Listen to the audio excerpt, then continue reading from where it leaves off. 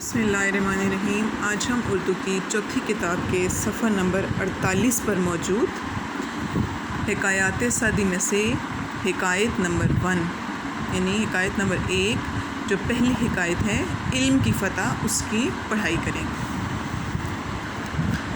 ایک دن کسی قاضی کی عدالت میں کسی مسئلے پر بحث جاری تھی یعنی مختلف اس پہ خیالات کا اظہار ہو رہا تھا، گفتگو ہو رہی تھی کہ اس دوران ایک درویش عدالت میں داخل ہوئے اور اگلی صف میں آ کر بیٹھ گئے۔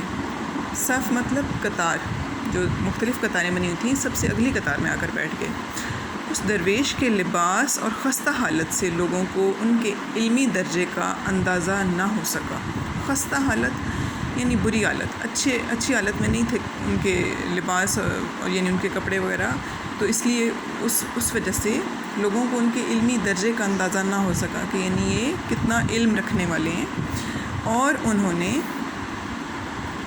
انہیں وہاں سے اٹھا کر سب سے پچھلی قطار میں ایسی جگہ بٹھا دیا جہاں لوگوں کی جوتیاں رکھی ہوئی تھیں۔ درویش خاموشی سے وہاں بیٹھ گئے، لیکن انہیں لوگوں کے اس رویے سے رنج بہت ہوا۔ رنج کا مطلب دکھ۔ علمی بحث آگے بڑھی تو ایک موڑ ایسا آیا یعنی ایک مقام ایسا آیا جہاں کسی بات کا جواب کوئی نہ دے پایا۔ ٹھیک ہے، کوئی ایسی بات تھی جس کا جواب کوئی نہ دے پایا۔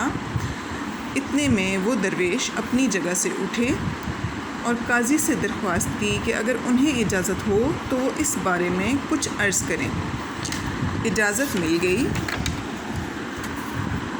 اور اس درویش نے زیر بحث یعنی جس مسئلے پر بات ہو رہی تھی، گفتگو ہو رہی تھی، تو زیر بحث مسئلے پر کچھ اس انداز سے اپنی رائے دی کہ پوری عدالت میں واہ واہ کی آواز گونج گئی۔ گونجنے کا مطلب ہوتا ہے آواز کا بار بار ریپیٹ ہونا، وہی آواز بار بار آنا۔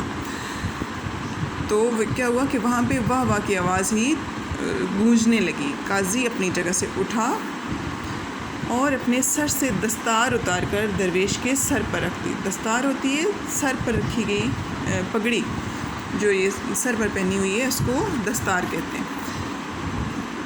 تو درویش نے دستار واپس کرتے ہوئے کہا کہ اس کے حقدار قاضی ہی ہیں، یعنی اس کا حق قاضی صاحب کو ہی ہے۔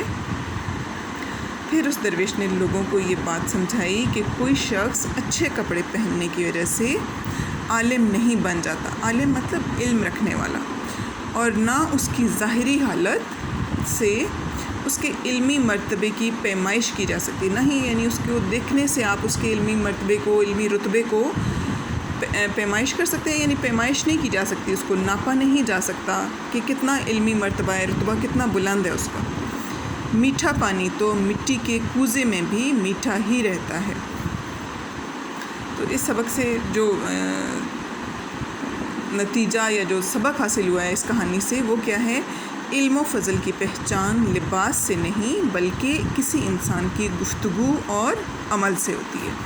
اس صفحے کی صفحہ نمبر 48 کی بھی بہت اچھے طریقے سے آپ نے پڑھائی کرنی ہے۔